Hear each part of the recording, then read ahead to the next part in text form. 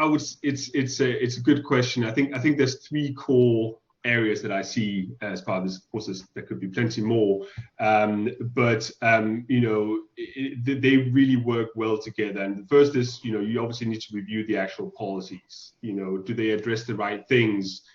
Do they have enough details on practical steps to take by employees or third parties? Is there a training element? Is there an escalation model? I mean, we touched upon a lot of these topics already.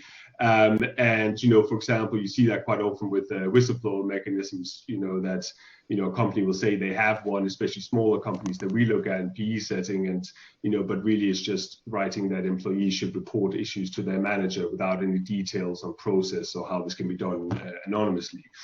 A second one is the Q&A with the relevant managers when from sales side. Here you really have an opportunity to ask about questions about policies, address gaps, ask about any informal practices in place that you gather the whole picture.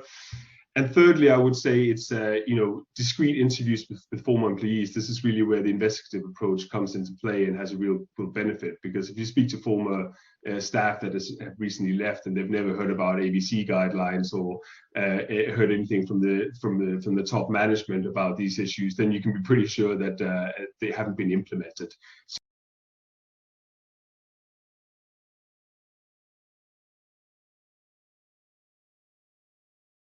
The governance function or the governance part of an ESG due diligence and ESG in general in practice is very much what E&C function does already. So you're already performing a crucial ESG role within the company. Beyond that, I think that the two most obvious areas for me in terms of a fit perspective and impact are related to supply chain and M&A. And we just spoke about M&A.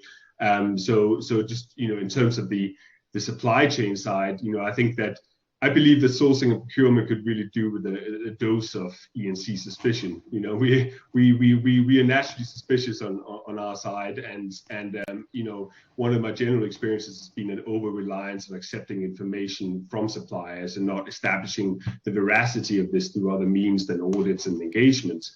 Now, of course, those audits and engagement are very important, but you could still have a blind spot.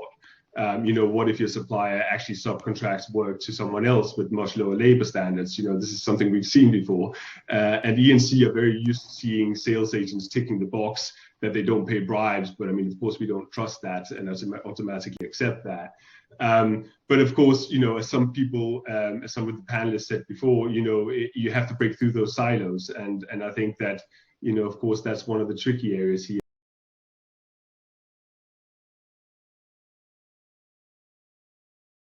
There's going to be a massive development in the next couple of years in ESG. If you look at it, it's still a very immature, a very underdeveloped area.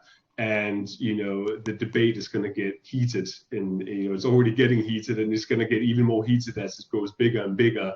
And, there's going to be people that abuse it, greenwashing, etc. But it is going to be essential for businesses to have an ESG program as part of their business strategy, and I think that this is something that's comes down a lot to financial impact, because we're already seeing that financial impact. The capital flows are not going to coal, they're not going to all the big polluters. They are going to the ones that can adapt, the one that can transition into a new use of energy that has a positive impact on climate change.